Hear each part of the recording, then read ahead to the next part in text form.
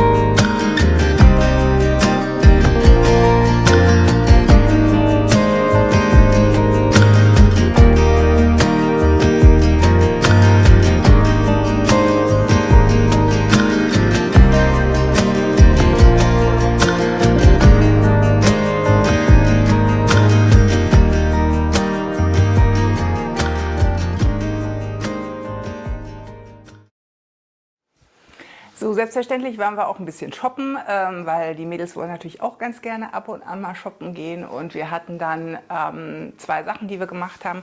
Zum einen gibt es auf Mallorca ein Outlet Center, relativ nah zu Palma hin, was auch so ist wie die Outlet Center, die man beispielsweise aus Deutschland kennt, wie jetzt in Ingolstadt oder Wertheim Village, mit ganz guten Geschäften eigentlich, Kneipen und sonst was. Die haben unfassbarerweise auch rund um die Uhr auf, also auch sonntags ist es da also auch immer relativ gut besucht.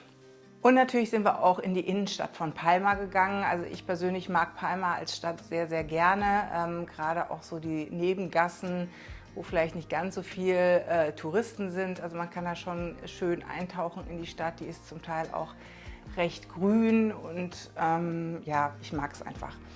Und da waren wir natürlich auch noch mal ein bisschen bummeln. Und was uns aber fast als Shop am allerbesten gefallen hat, war der Shop von American Vintage. Also ich kannte die Marke schon so aus den 90er Jahren tatsächlich, habe das dann aber ganz aus dem Auge verloren. Ich war dann wieder sehr begeistert, wo ich in den Läden war. Also die gibt es sowohl in dem Outlet als auch in Palma drin. Und was ich total mag, ist das Shop-Konzept, dass die also nach Farben sortiert haben im Shop. Was ich immer schon so sehr angenehm finde fürs Auge, wenn man gleich dahin gehen kann, wo die Farben sind, die einem selbst am besten gefallen. Und die haben eben hervorragende Standardware, also gutes Material, auch finde ich gute Schnitte. Und ich habe also unter anderem hier so ein Basic-T-Shirt mitgenommen, das geht ja immer. Und habe dann aber eben mich für 2 Jacken entschieden. Es ist ja so, wenn man in Norwegen lebt, ist es quasi nicht wirklich sinnvoll, so Hippie-Kleidchen oder irgendwie Tops oder sowas aus den spanischen Läden mitzunehmen, weil es hier so gut wie nie die Gelegenheit gibt, die anzuziehen. Und man ist ja dann immer so ein bisschen im Sommerurlaub verleitet, das zu kaufen, weil es natürlich dann da auch genau perfekt ist zum Anziehen. Aber ich versuche dann auch immer so ein bisschen langfristiger zu denken und zu denken, okay, der Urlaub ist jetzt hier 2 oder 3 Wochen, also danach muss es ja im Zweifelsfall auch noch anziehen können. Ich zeige euch jetzt schon mal, was ich von American Vintage mir geholt habe. Das ist einmal diese Strickjacke und was ich hier an der sehr mag, ist, die hat hier, wenn ihr es seht, sehr, sehr schönen Kragen. Die ist ganz klassisch geschnitten, ist so ein ganz helles Grau und schon so ein bisschen dickeres Material. Also zum Anprobieren war das schon eine kleine Herausforderung bei 30 Grad. Aber ich glaube, dass ich die hier im Herbst und Winter schon sehr, sehr gut benutzen kann. Also finde ich immer super, Strickjacke lässt sich ja immer perfekt kombinieren. Und dann habe ich noch diese Jacke mitgenommen, weil ich die einfach so schön fand.